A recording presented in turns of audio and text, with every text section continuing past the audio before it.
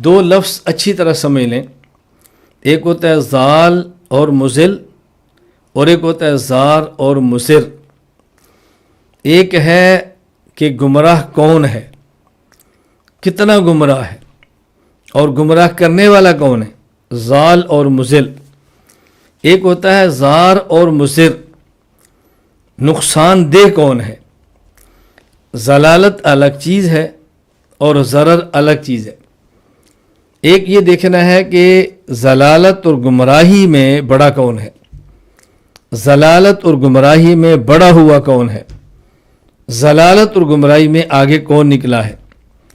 دوسرا یہ دیکھنا ہے کہ ضرر اور نقصان میں بڑا کون ہے۔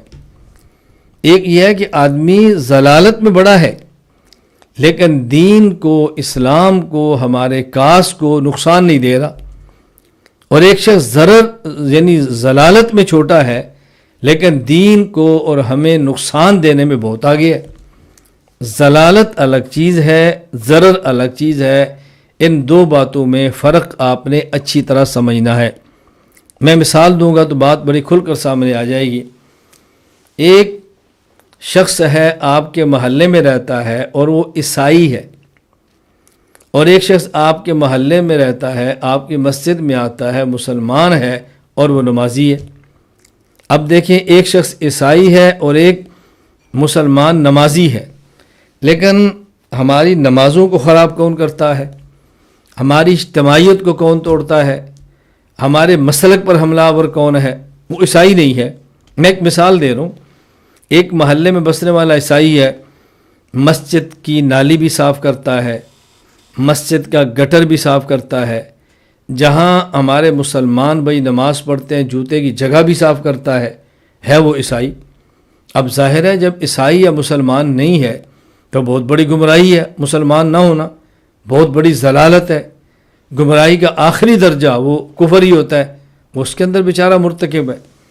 اور ایک شخص مسلمان ہے، نمازی ہے، مسجد میں آتا ہے، لیکن اس کا کام کیا ہے، کبھی ایک نمازی کو وسوسہ، کبھی دوسرے نمازی کو وسوسہ، کبھی امام کے خلاف باتیں، کبھی کسی مقتدی کے خلاف باتیں۔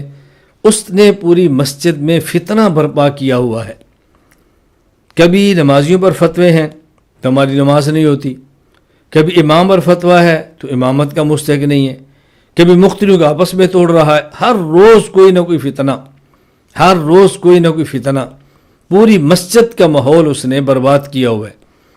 اگر آپ تراویح کے لیے کھڑے ہوں، وہ فتنہ کھڑا کرے گا جو 20 تراویح نہ پڑھیں، یہ سنت کے خلاف ہے، اب تراویح فتنہ کھڑا کر دیا۔ آپ نماز پڑھنا شروع کریں گے تو یہ آپ نے رفع دین نہیں کی، آپ نے آمین اونچی نہیں کی، آپ نے ٹخنے آپ نے جو ہے نا پاؤں کے درمیان فاصلہ اتنا نہیں کیا، تمہاری نماز نہیں ہو رہی، تو وہاں فتنہ کھڑا کیا ہوا ہے۔ ایک ہی مسجد میں امام فارغ ہوتا ہے، ایک دوسری جماعت ہو رہی ہے، پھر تیسری لا رہے ہیں، پھر چوتھی لا رہے ہیں، اجتماعیت کو پارا پارا کر رہے ہیں۔ اب آپ دیکھیں، آپ کی محلے میں ایک عیسائی ہے، ضلالت میں بہت آگے ہے، لیکن وہ نہ مقتدی کو کچھ کہہ رہا ہے، نہ امام کو کچھ کہہ رہا ہے، نہ مسجد کو کچھ کہہ رہا ہے، بلکہ وہ مسجد کی نالیوں کو صاف کرتا ہے، گٹر کو صاف کرتا ہے، جوتے کی جگہوں کو صاف کرتا ہے۔ اب مسجد کے امام اس عیسائی کے خلاف تقریر نہیں کرتے، تقریر کرتے ہیں اس شخص کے خلاف کرتے ہیں جو مسجد کے نمازیوں کو منتشر کر رہا ہے۔ تو جو شخص ضال اور زار، مضل اور مضر میں فرق نہیں سمجھتا، وہ امام پر اعتراض کرے گا کہ یہ محلے میں عیسائی ہے، اس کے خلاف تو آپ نے کبھی تقریر نہیں کی، آپ نے جب بھی تقریر کی نمازی کے خلاف کی ہے۔ امام صاحب سمجھائیں گے، بیٹا مسجد میں جو نمازی آتے ہیں ان کو عیسائی خراب نہیں کر رہا بلکہ یہ نمازی خراب کر رہا ہے۔ تو اب دیکھیں، ضلالت اور چیز ہے، ضرر اور چیز ہے۔ میں ایک مثال اور دیتا ہوں تاکہ مزید بات کھل کر سامنے آئے۔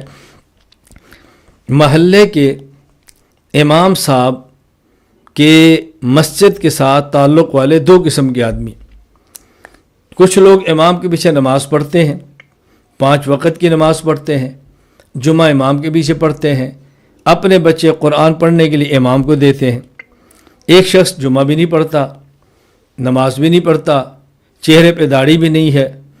اب آپ دیکھیں، اگر دیکھیں گے بھی ان میں ضلالت میں کون آگے ہے، تو ضلالت میں آپ اس کو آگے سمجھیں گے جو شخص نماز نہیں پڑھتا، جو مسجد میں اپنے بچے نہیں بھیج رہا، آپ اسے سمجھیں بھئی یہ ضلالت میں بہت آگے ہے۔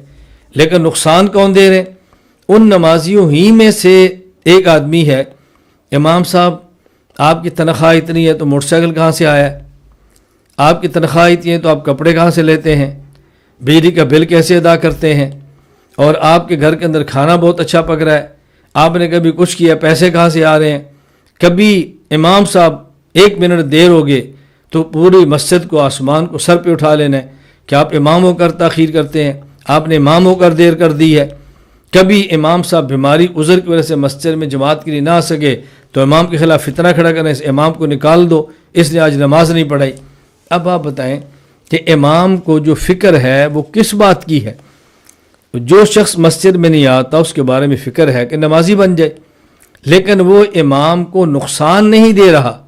نقصان دینے والا یہ شخص ہے کہ جو مسجد میں آ رہا ہے، نماز پڑھ رہا ہے اور ہر وقت پلان بنا رہا ہے کہ میں اس امام کو کیسے نکالوں۔ تو اب دیکھو، ضرر ہونا الگ چیز ہے اور ضلالت ہونا الگ چیز ہے، ان دونوں میں فرق کرنا سیکھیں۔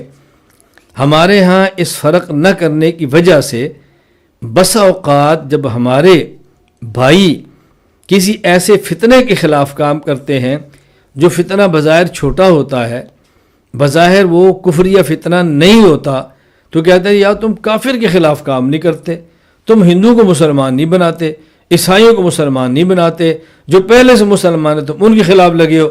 حالانکہ ہم ان کے خلاف نہیں لگے ہوتے، وہ ہمارے خلاف لگے ہوتے ہیں، اور ہم اپنے بچوں کو، اپنی خواتین کو، اپنے مردوں کو ان کے فتنے سے بچانے کے لیے کوشش کر رہے ہوتے ہیں۔ ہمیں سمجھانا پڑتا ہے۔ میں اس لیے کہتا ہوں ان دونوں میں فرق سمجھ لو۔